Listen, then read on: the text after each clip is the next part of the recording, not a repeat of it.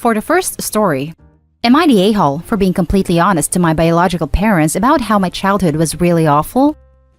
I was given up for adoption right after I was born. Unfortunately, my adoption didn't work out, and I grew up in foster care until I turned 18. I'm now 19 and in college. In February, I got a Facebook message from a man claiming to be my father. We messaged back and forth, and while I kept a lot of my childhood details private, we did make plans to meet him and my mother. They weren't married to each other, by the way. When I got to the restaurant, I was very shocked and honestly upset to find my father and mother had brought their spouses, as well as their children, to surprise me. My father's mother, so my grandmother, was also there. I was already feeling very emotional about the whole thing, and seeing everyone there didn't help. So, I sat through an hour of listening to them sharing all about their lives, while I faked smile through everything. Honestly, I feel very jealous that they had kids they really loved, and how they all had really happy lives after ditching me. Then they started asking about me and my parents, and how my Facebook gave very little away about my life. I basically lost it, and started crying like a little bee, lol, and told them how crappy my adoptive parents were, and how crappy foster life was. I was pretty snarky and sarcastic when I said that I'm glad their lives worked out for them, because mine sure as hell didn't. I couldn't stop crying, and my father had to drop me back home. He was very apologetic. I feel very crappy about it. I made my mother and father cry at the restaurant. They were really nice people. I got a few messages from my mother and father separately where they've been apologizing and if they could make it up to me. My mother in particular seems really upset by everything, and I hate that I may have messed up her happy life. Her last message basically said that she's been unable to sleep and wants to see me again.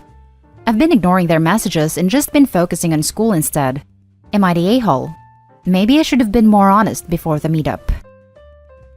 Now for the top comments. No a-holes here. You have a right to your life.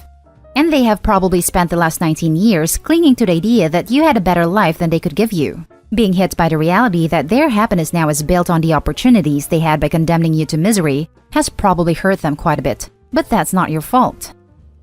Yeah, but they're pretty close to being the a-hole for bringing everyone with them to what should have been a personal meeting. They messed up, sure. Doesn't seem like they were being intentionally malicious though. Stupid and hurtful, but I wouldn't judge them a-holes for it. No a-holes here, but it was a bad call. Not the a-hole. Bringing their families with them must have felt like a kick on the teeth, because it was a glimpse of something you never had. It was too much too soon. I can completely understand why this was overwhelming. Yes, that's just cruel, even if Opie was raised in a happy household. Not the a-hole. The bio parents sounded like they thought Opie had a good life with adoptive parents and wanted to link the families. To their horror, that wasn't the case. They are still a-holes though, not the a-hole. Hey, I hope you're alright. This sounds massively complex and as if there is a lot of trauma. I don't think this is a case for this sub. Please reach out to a friend. Maybe your university campus has a psychologist you could speak to. Wishing you all the best, an internet stranger. Thanks. I've just been very busy with school, and it's kept my mind off this situation. I'll get therapy once I graduate and have health insurance. Lol. Now for the next story. Am I the a-hole for not meeting my bio family and responding to the message they sent me with a simple no thanks? I am not sure how to start a post off, but I'll try to give a bit of background information, I guess. Oh, and in any case it is important, I am 25 male, and the parents are probably in their late 40s to early 50s.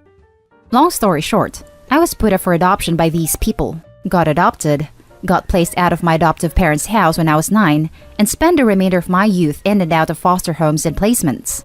Fortunately, I never had that much of a problem. I quickly got used to it, and when I was 18, I managed to get myself into college and it all worked out for me. I got a good job now, a lovely girlfriend, a ton of friends who I consider family, and I am happy to be honest. I ended up receiving a very long message from a woman in one of my social media accounts, and it boiled down to a load of excuses as to why they gave me up, primarily centering around their age, early 20s, conservative upbringing, they weren't married, and their parents forcing them. They then started telling me about themselves and what they referred to as my siblings. They finally finished that off with stating their desire to meet me and that they wanted me to be a part of their family. Now, I don't hold much against these people. I know it may seem like that, but I don't. It's a case of not caring, if anything. I have never longed to meet them, search them out, or anything of that sort. I just never had a desire to know them. It wouldn't change anything anyway. I ended up responding with a simple no thanks, and followed that up by telling them not to contact me anymore. I figured that would be the end of it, but I couldn't be more wrong. The following days, I started receiving messages from these siblings uttering their desire to meet me. When I told them the same, that turned into accusations of making their parents cry. I ended up blocking them all, which resulted in messages from their friends and new accounts, so I eventually just stopped using the account. It is obvious these people want to meet me and are hurt by my refusal, so am I the a-hole? Now for the top comments. Not the a-hole. It's your life and your decision. They give up all rights to you 25 years ago, and they don't automatically get a pass when they start feeling bad about it. It's your choice. That's the thing.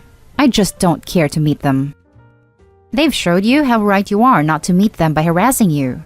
If this keeps up, report them to the police and get a restraining order. You owe these people nothing. Best of luck in everything. Not the a-hole. Their attempted manipulation and intimidation to get you to meet them is a huge red flag. You're doing fine and are happy. I say no need to involve a bunch of family. Well, to be honest, I wasn't going to meet them, manipulation or not. I just wonder, what do they need for you?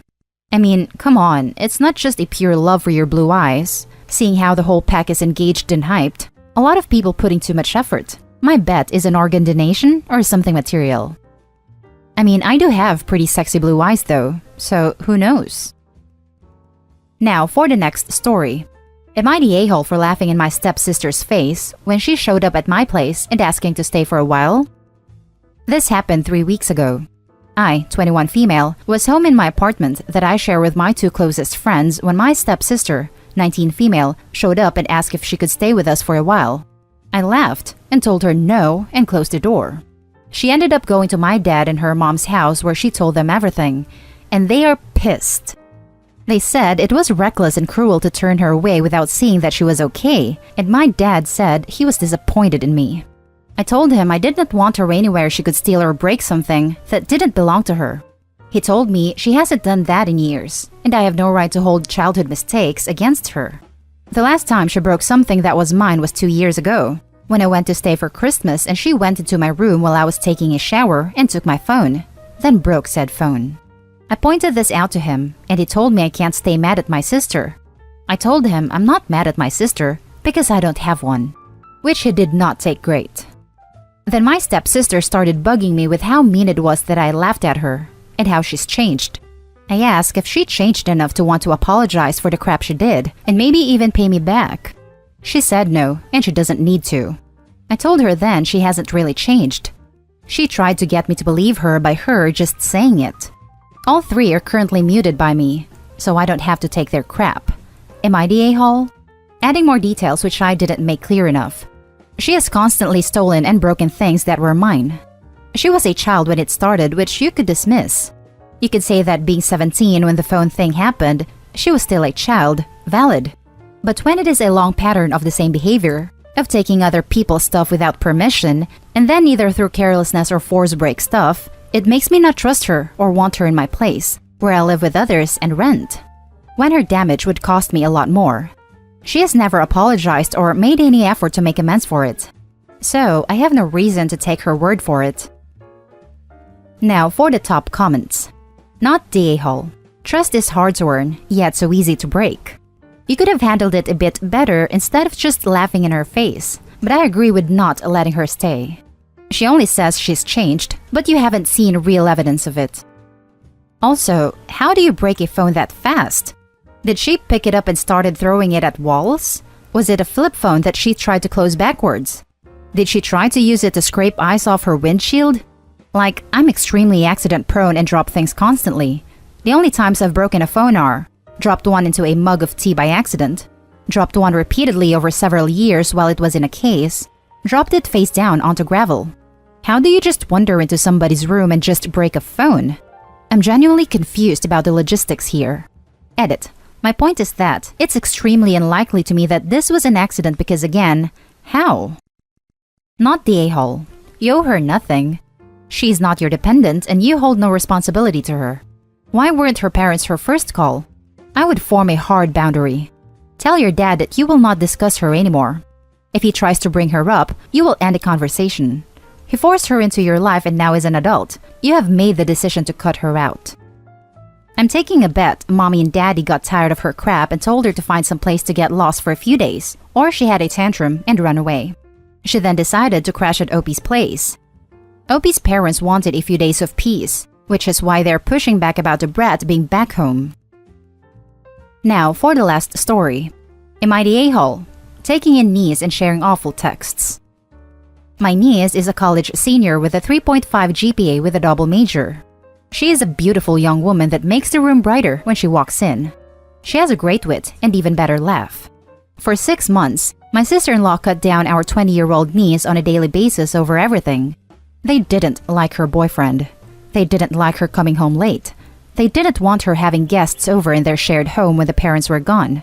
During this time, they would routinely make cutting comments comparing her to an aunt that died of a drug overdose, threatened to call the cops over her coming home late from curfew, called her a W on a routine basis, and just blasted her for everything that they didn't believe in their my way is the only way ways.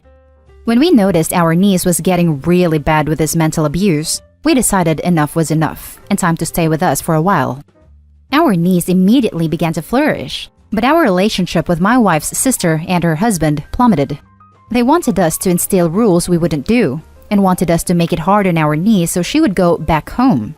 Instead, we gave her a loving and nurturing home with a family that does things together, shows affection, and helps each other out on individual problems.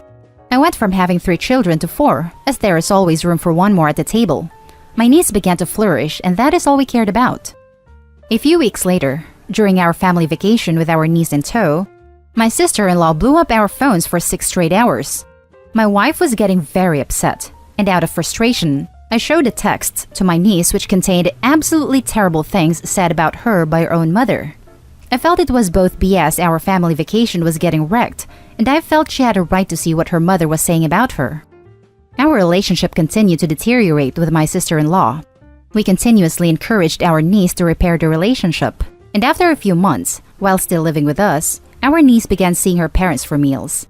It was during this time my niece was told that my daughter was an ass by my niece's grandfather and that my niece should get out of my house. Because of this, we cut off our 17-year-old daughter from seeing them until they apologized, which they have refused to do. During this refusal, I admitted, actually proudly, about sharing the text because there is only so much a man can take, and after learning they called my daughter an ass, they needed something in return. Now they are saying I am the a-hole. What do you think? Now for the top comments. Not the a-hole. Your sister-in-law's acts can only be described as utterly abusive and inconsiderate. That being said, I would be careful about sharing your niece the texts because it could make her mental health worse.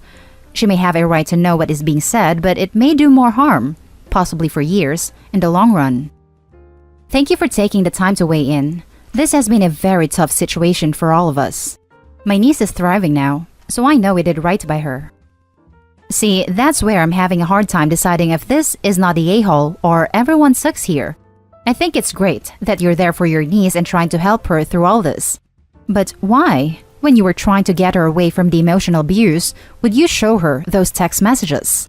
And don't say because you felt she deserved to see what they were saying about her because that's BS. She had to listen to that while she lived with them.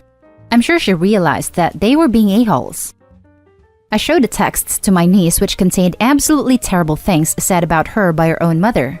We continuously encouraged our niece to repair the relationship. Stop doing that.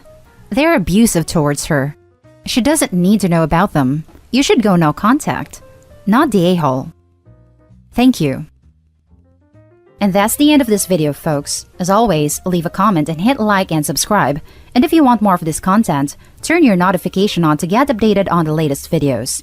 And I'll catch you in the next one. Stay safe.